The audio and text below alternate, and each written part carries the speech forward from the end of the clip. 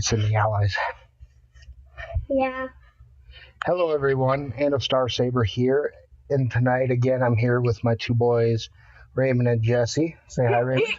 Hi, I'm playing Star Wars. Hi, I'm playing Lego. Okay. Now, they can stay as long as they decide to behave tonight, but if they get too noisy, we're going to go ahead and kick them out so we can focus on Bumblebee Tuna tonight. Bumblebee Tuna's, he requested a roster review. Bumblebee Tuna's with Dark Phoenix Rising, our starter guild. And my understanding is you've been away for a length of time, haven't built up a lot of the more recent content, which is fine. This actually gives me a unique opportunity to look at people who've started the game, stepped away for a little bit, and come back to it. And I was doing a little bit of looking here earlier. I can tell you're in the mid-range. You've got a 2.6. You're not as high as Andrews and JCX, but you're also higher than Revan. But one thing I can say for Revan is Revan has XX Revan X, that is, has a lot of the more recent stuff. And you have Vader, you have Palpatine, you have a lot of the older content, but there's clearly a gap in some of the recent content. And that's fine. That's to be expected. There's nothing wrong with that. It just changes what direction you decide to go as far as keeping up with current gameplay content. So now, something I wanted to mention to you first is with this recent release of Padme, I don't think you actually were able to get her this round, if I'm not mistaken. Let me go ahead and check. It doesn't look like it, but I think that's an opportunity I would consider prepping for right out the gate. Since you haven't been on in a while, you have a lot of the Galactic Republic characters like Jedi Knight Anakin. You have your Grandmaster Yoda tricked out. You have your General Kenobi. You're actually pretty well set up. You have Ahsoka Tano.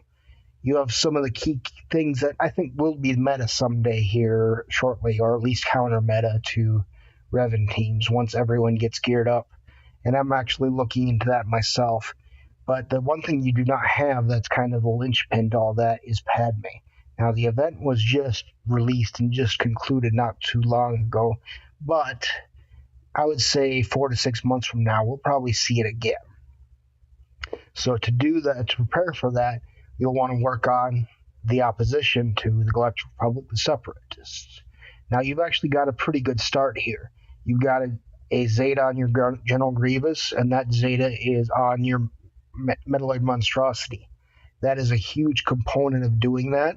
I would consider maybe putting Zeta on Daunting Presence if you get the opportunity.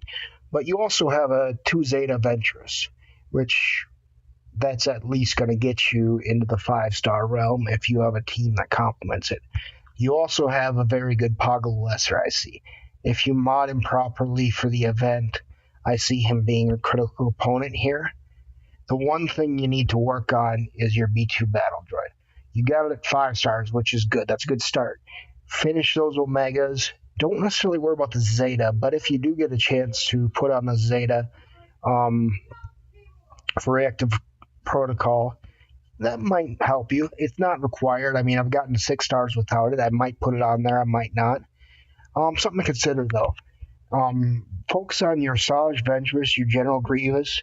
I would say keep going on your Poggle Lesser, your B2 Battle Droid. You definitely want to keep. I would farm that thing until it's 7 stars, to be honest.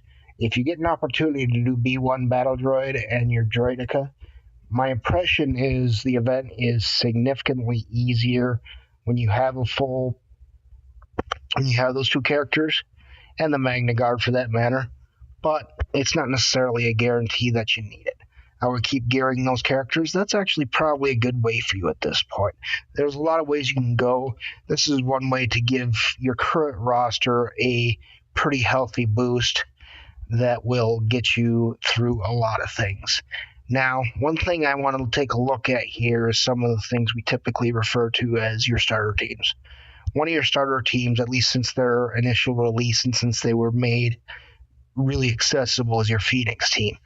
Now, you've got a pretty good start going here. It looks like you got a lot of the characters.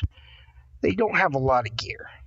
Now, the reason I say Phoenix, they're good for two reasons. And you got stars on everyone but Sabine Wren, which is kind of expected since she's got the single hard node attached to her. But I would keep working these characters because they are valuable in multiple fronts.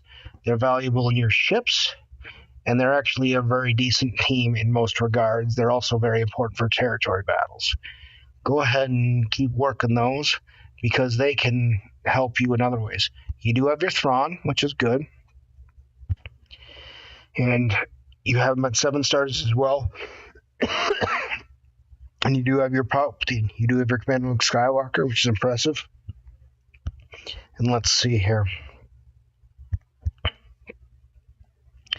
However, you do not currently have your Rey Jedi training team. So that's another thing you'll want to work on in the future is take a look at how to get the Rey Jedi training team. And the Rey Jedi training team comes specifically from First Order. Now, your First Order's got a good start. I would say sometime in the foreseeable future, do focus on your Kylo Ren Unmasked. I mean, the node is extremely accessible. It's one I'm actually farming now, not because I need him. I actually have him at 7 stars, but because it actually gives you both the character and his ship, and it's only 10 energy, canteen energy credit, or every time you use it. So when you multi-sim, you can multi-sim a lot and get a lot of shards. I highly recommend you keep farming him because as far as First Order is concerned, he is by and largely the strongest of the 2 leaders. And when you look at him, we'll get back to your roster here. I'm not going to make the same mistakes before where I look at my roster and wonder why it doesn't look the same. So when we're looking at your Kylo Ren Unmasked, you do have the leadership Zeta. Good on you there. Finish those Omegas. I would say wait on getting the Scarred.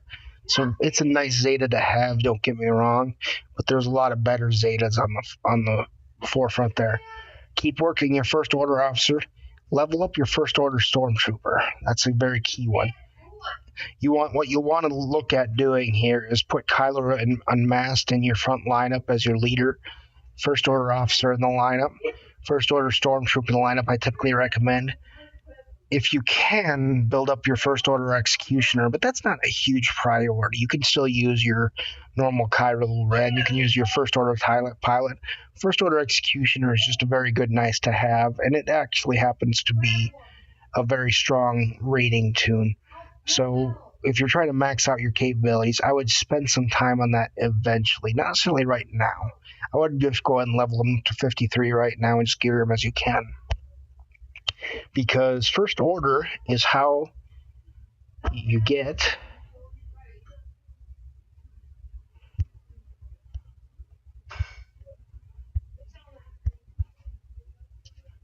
and you got your BB-8 max, so really, actually, I'm sorry, you have your Grey Jedi training, so actually, I just went on a segue that had no meaning, and you're, oh, wait a second, I'm going to look at the right thing again.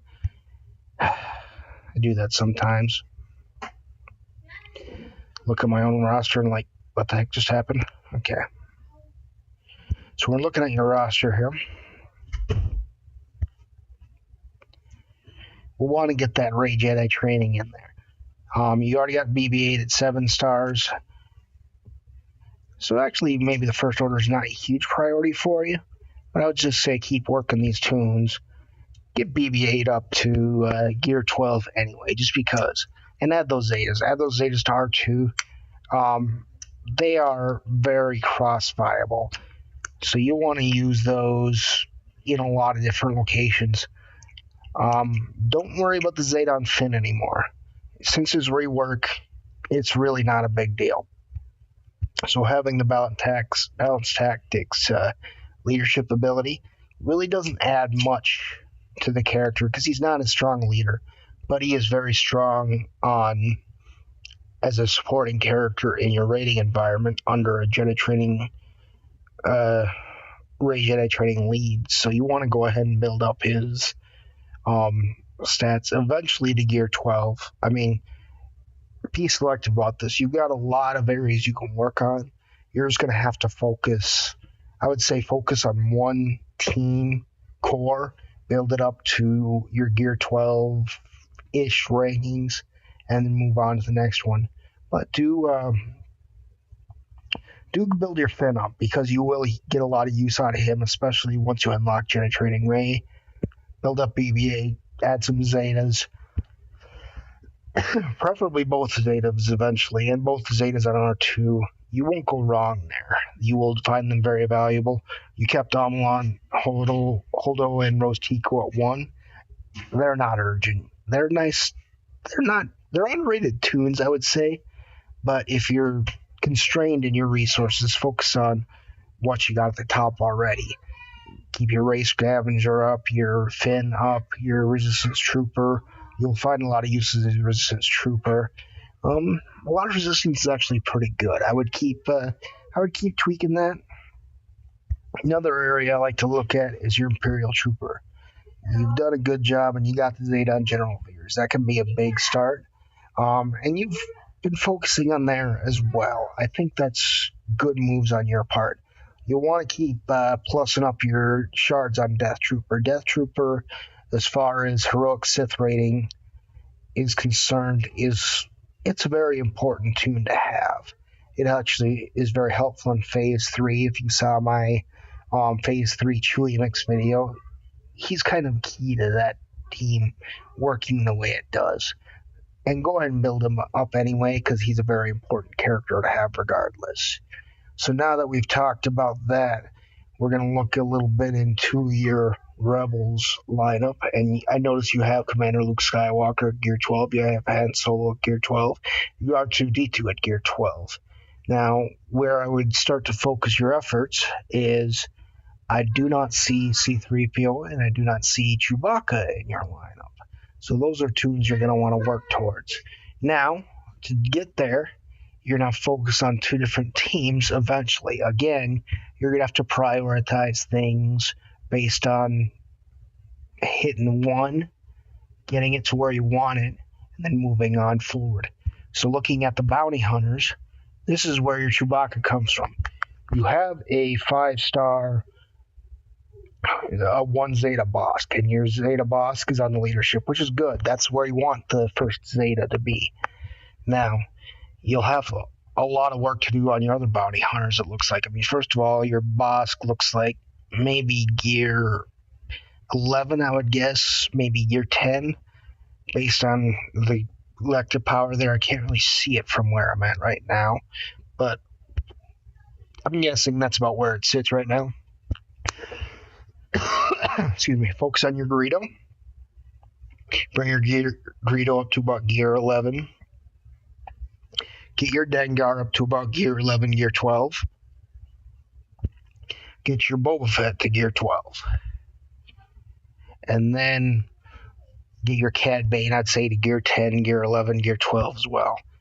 Those are some things that will really get a good return on this. Also work on your Zam Wesley, your Jango Fett's. None of those are bad to have. All your bounty hunter tunes are viable in a lot of respects. But again, you're going to need to concentrate your resources on things that are, you want to get the lowest hanging fruit first. You don't want to go blasting to turn your 2.6 roster into this roster overnight. That's just not going to happen. You have to focus your efforts, and you have to focus on areas where you're already strong and just make them a little bit stronger. That would be my biggest recommendation. If you take nothing else away from this conversation today, do that. Focus on your areas where you're already strong. Just make them a little bit stronger. And I'm giving you some recommendations that are generally viable across a lot of different aspects of gameplay. Now, to get C-3PO is huge for rating. If you haven't seen my Phase 1 video, and you'll also soon enough see him in my Heroic AT video, he is a rating machine. Now, you've done a pretty good job prepping up your Ewoks here, and you just need to beef them up a little bit more. Logray, as you get credits, bring him up to 85. He is huge in that event. And he's actually a very good Ewok. I mean, he has a mass daze that also removes turn meter.